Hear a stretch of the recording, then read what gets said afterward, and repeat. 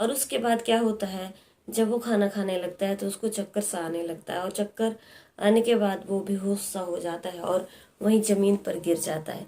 जमीन पर गिर जाने के बाद जो है वो कुल्हाड़ी से उसके गर्दन को काट देता है। जी हाँ दोस्तों, राधे राधे, आदाब, सत श्री अकाल। आप सब लोग कैसे हो? उम्मीद करती हूँ कि आप सब लोग बहुत अच्छे से होंगे। आप सब लोगों का दोस्तों मेरे यूट्यूब चैनल पे हार्दिक अभिनंदन है। बता दें कि मेरे यूट्यूब चैनल का नाम डेली न्यू क्राइम स्टोरीज, जहाँ पे लगातार क्राइम की आपराधिक कहानियाँ आपको सुनने के लिए मिलती हैं। दोस्तों मेरे चैनल को सब्सक्राइब नहीं किया, सब्सक्राइब कीजिए और आज की कहानी सुनने का जो है वो आनंद लीजिए। आज की कहानी जो है वो है उत्तर प्रदेश के इटावा की। उत्तर प्रदेश के इटावा के जसवंत नगर की जो है वो ये कहानी है, जहाँ पे अमित राठौर नाम का एक लड़का जो है वो अपने पूरे परिवार के साथ रहता है, जहाँ पे उसकी पत्नी, माँ और उनके पिता भी रहते हैं और उनके बच्चे भी रहते हैं। अब क्या होता है कि ये लोग जो है वो अपनी नौकरियां करते हैं और इनकी ज़िंदगी का गुजर बसर इस तरीके से चला हुआ है। अब इनके पारिवारिक विवाद आपस में बेटे का और पिता का होता है।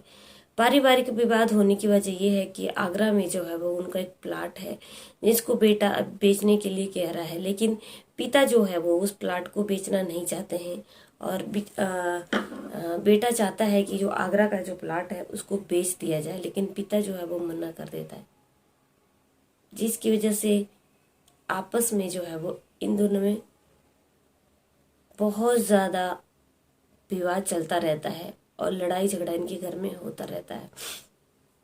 अब एक दिन क्या होता है, 30 मई 2024 की ये बात है। 30 मई 2024 को दोस्तों होता क्या है कि सब लोग अपने अपने काम में लगे होते हैं इधर उधर के, और जो उनकी जो पत्नी होती है, दर्शन सिंह जो है वो पिता का नाम है, दर्शन सिंह की पत्नी अमित राठौर की माँ और अमित राठौर की पत्नी जो है वो कई रिश्तेदारों के गए हुए होते हैं, और घर में जो है वो ये दो जने ही होते हैं। बेटा और पिता ही घर में पीछे होते हैं।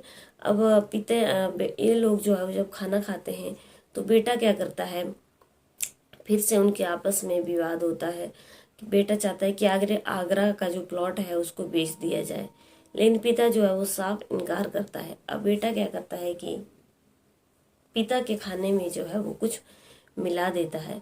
पिता के खाने में जब बेटा कुछ मिला देता है तो पिता खाना खा लेता है, लेकिन पिता को ये पता नहीं चलता है कि उनके खाने में कुछ मिलाया हुआ है, और वो खाना खाने के बाद जो है वो कुछ बेहोश सा हो जाते हैं और ज़मीन पर गिर जाते हैं। जब वो बेहोश होकर के ज़मीन पे गिर जाते हैं तो वो अपने सुध में नहीं रहते हैं और बेसुध से हो जाते हैं। और जो बेटा होता है अमित, उसको पता चल जाता है कि अब उनके पिता जो है वो बेसुध हो गए हैं, उनको सुध की कोई फिक्र नहीं है और वो बेहोश हो गए हैं। उसके बाद बेटा क्या करता है कि अपने घर से कुल्हाड़ी लाता है दूसरे कमरे से, और कुल्हाड़ी से जो है वो अपने बेसुध पिता की गर्दन को एकदम छलनी छलनी कर देता है, अलग कर देता है। और ये सब करने के बाद जो है वो एकदम वो घबरा जाता है, और घबरा जाने के बाद जो है वो तुरंत वो सारी चीज़ें वहीं पे छोड़ देता है और कुल्हाड़ी को छुपा देता है। कुल्हाड़ी को छुपाने के बाद वो वहाँ से भाग जाता है। जब वो भाग जाता है तो गांव के किसी बुजुर्ग जो वहाँ की जसवंत नगर की कोई महिला होती है, वो उसे वहाँ से भागता हुआ देख लेती है। जब वो उसको भागता हुआ देख लेती है तो उसको कुछ शक होता है कि कुछ घटना घटी है, और जब वो महिला उनके घर पे जाती है तो वहाँ पे देख के हैरान हो जाती है कि वहाँ पे खून से लथपथ पूरा कमरा पड़ा हुआ है, और उसकी बॉडी, उसके पिता की बॉडी जो है वो दर्शन सिंह की वहीं पे। अब ये महिला जो है वो इधर उधर के लोगों को बोलती है, तो लोग पुलिस को इन्फॉर्म करते हैं। अब पुलिस को बताया जाता है तो दोस्तों पुलिस आती है, और जो पुलिस वहाँ का मंजर देखती है तो पुलिस वहाँ पे बहुत ज़्यादा हैरान रह जाती है कि आखिर ये क्या हुआ। और उसके बाद जो है वो पुलिस उसको पकड़ लेती है। जब पुलिस उसको पकड़ लेती है तो अमित राठौर के बयान लिए जाते हैं, और अमित राठौर जो है वो पुलिस को ऐसे बयान देता है जो पुलिस भी जो है वो हैरान हो जाती है।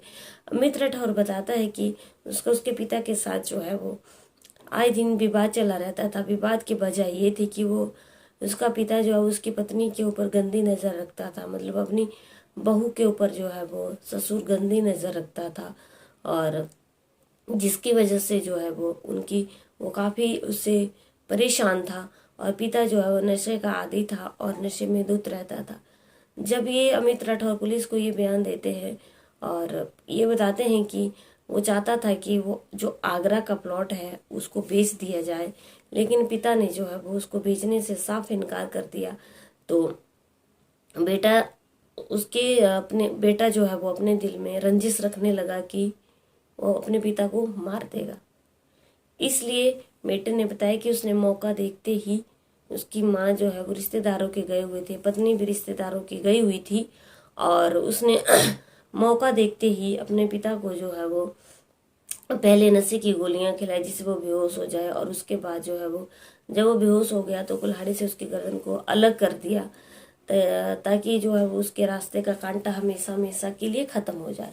अब क्या था दोस्तों कि जब अमित राठौर ने अपने पिता के लिए ये सारे बयान पुलिस के सामने दे दिए तो उसकी जो माँ थी, माँ के पैरों तले जमीन खिसक गई कि क्या कलयुगी बेटा जो है वो अपने पिता के साथ ऐसा कर सकता है। एक जमीन की वजह से जो है वो कभी ऐसा हो सकता है क्या? बेटा इतना लालची हो सकता है?